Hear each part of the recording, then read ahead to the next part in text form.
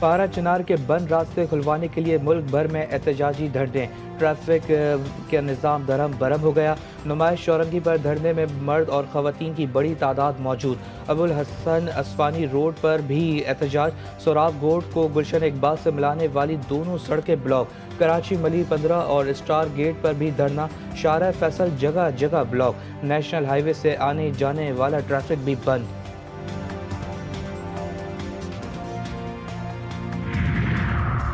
لاہور میں پارا چنار کے متاثرین سے یکجہتی کے لیے دھرنا تیسرے روز میں داخل، بزرگ، خواتین اور بچے بھی بڑی تعداد دھرنے میں موجود۔ پارا چنار کے 5 لاکھ آبادی کو محفوظ راستہ فراہم کرنے کا مطالبہ، پارا چنار کے اسپتالوں میں ادویات پہنچانے اور علاقے کا محاصرہ ختم کروانے کا مطالبہ۔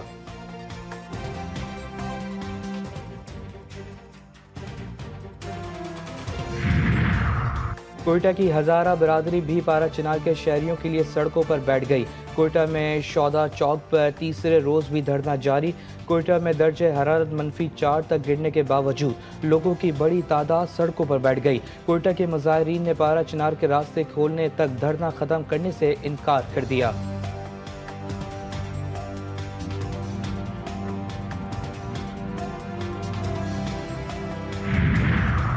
احتجاج وفاقی دارالحکومت اسلام آباد تک پہنچ گیا۔ پارا چنار کے بند راستے کھلوانے اور 5 لاکھ افراد کی امداد آمد و رفت محفوظ بنانے کے لیے اسلام آباد میں بھی دھرنا۔ اسلام آباد کے شہریوں کی بڑی تعداد بھی سڑکوں پر بیٹھ گئی۔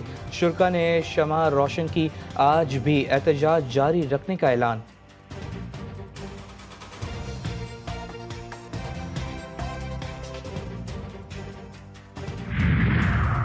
ملتان میں بھی احتجاجی دھرنے شروع۔ ملتان میں پارا چنار کے عوام سے اظہار یکجہتی کے لیے دھرنے میں خواتین اور بچے موجود۔ وفاقی اور خیبر پختونخوا حکومت سے علاقے میں موجود شر پسندوں سے نپٹنے کا مطالبہ، بند راستے فوری کھلوانے، اسپتالوں میں ادویات اور بازاروں میں اشیاء خوردنوش پہنچانے کا مطالبہ۔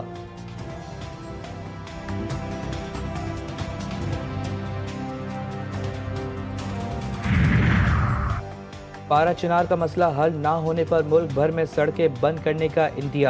شیعہ علماء کونسل کا پارا چنار کے عوام سے اظہار یکجہتی کے لیے ملک بھر میں احتجاج بڑھانے کا اعلان۔ کراچی میں شیعہ علماء کونسل کے رہنماؤں کی پریس کانفرنس، آج بروز جمعہ پورے پاکستان میں احتجاج کی کال دے دی۔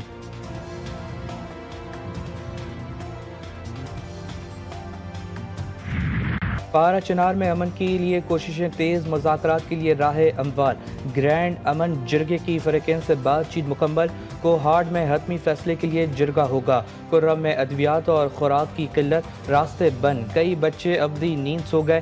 کینسر اور دیگر بیماریوں میں مبتلا مریض بھی دم توڑ چکے۔ امن و امان کی خراب صورتحال کے خلاف 8 روز سے دھرنا جاری، سخت سردی سے بچے بڑے بزرگ سب شامل۔ صہیونی درندوں کی غزہ کے مختلف علاقوں پر بمباری، النصیرات میں صحافیوں کی گاڑی کو میزائل مار کر تباہ کر دیا، 5 صحافی شہید۔ اسرائیل کے حملے کا اعتراف، بیت ہون، رفح، جبائلہ میں بھی آتش خون کی بارش، 24 گھنٹوں میں 48 فلسطینی شہید، پناہ گاہ اور مکانات ملیہ میٹ، 137 زخمی، شہداء کی تعداد 45,361 ہو گئی۔ مزاحمت کاروں نے زیتون محلے میں مارکا ٹینک کو دھماکہ خیز مواد سے تباہ کر دیا، کئی فوجی ہلاک و زخمی ہو گئے۔ اسرائیل نے یمن پر ایک بار پھر حملہ کر دیا، سنا ایئرپورٹ پر کنٹرول ٹاور کو میزائلوں سے نشانہ بنایا گیا، 4 افراد جہاں باغ، 42 زخمی۔ عرب میڈیا کے مطابق حملے سے سنا ایئرپورٹ پر پروازوں میں خلل پڑا، حدیدہ، حزیزہ، رسا، کنتیاب بندرگاہوں میں پاور اسٹیشنوں پر بھی حملے، فوجی انفراسٹرکچر کو نشانہ بنایا۔ شام میں علوی فرقے کے مزار کی بے حرمتی پر مظاہرے پھوٹ پڑے، الزقیدہ، ترکش، حماس، حما اور کردرا میں ہزاروں افراد سڑکوں پر نکل آئے۔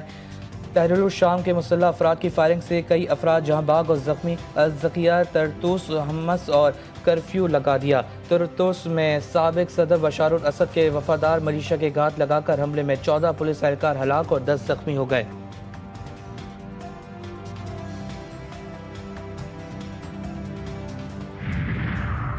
سابق بھارتی وزیر اعظم منموہن سنگھ 42 برس کی عمر میں چل بسے۔ بھارتی میڈیا کے مطابق منموہن سنگھ کی طبیعت خراب ہونے کے بعد دلی میں All India Institute of Medical Sciences اسپتال منتقل کیا گیا تھا۔ منموہن سنگھ مسلسل 2 مرتبہ بھارت کے وزیر اعظم رہے، بھارت کے وزیر خزانہ اور فائنانس سیکرٹری بھی رہ چکے ہیں۔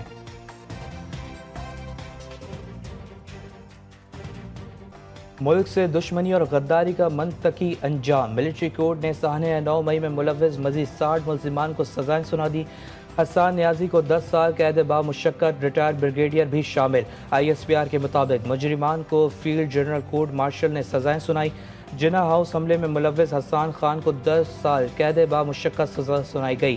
آئی ایس پی آر کا کہنا ہے کہ فیلڈ جنرل کورٹ مارشل نے تمام شواہد کی جانچ پڑتال، مجرموں کو قانونی حق کی یقین فراہمی اور قانونی تقاضوں کے مطابق کارروائی کرتے ہوئے سزائیں سنائیں۔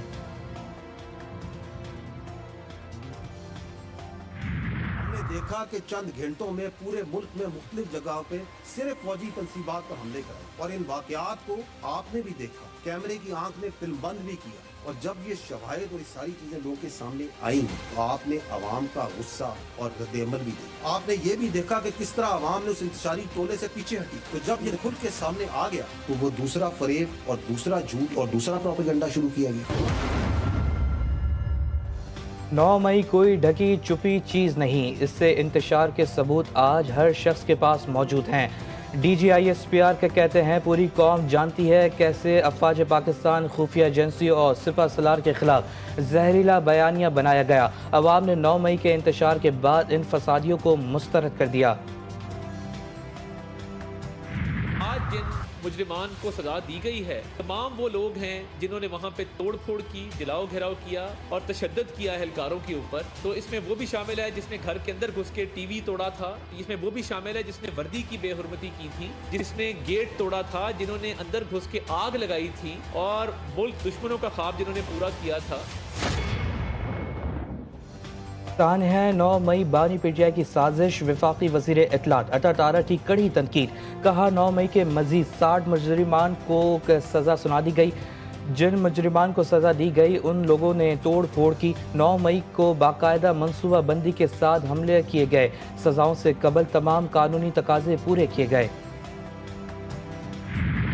ٹرائل ملٹری کورٹس میں نہ ہو، جو انڈیویجول جن کے ہے وہ انڈیویجول کیپیسٹی میں بھی اپیلیں فائل کریں گے۔ ہمارا مکھ وہی ہے جو سپریم کورٹ کے سامنے کہ 9 مئی پہ ایز اے ہول کمیشن ہونا چاہیے، اور سیکنڈ یہ بھی ہمارا آپشن وہ ہے اصولی موقف ہے کہ ملٹری ٹرائل نہیں ہونے۔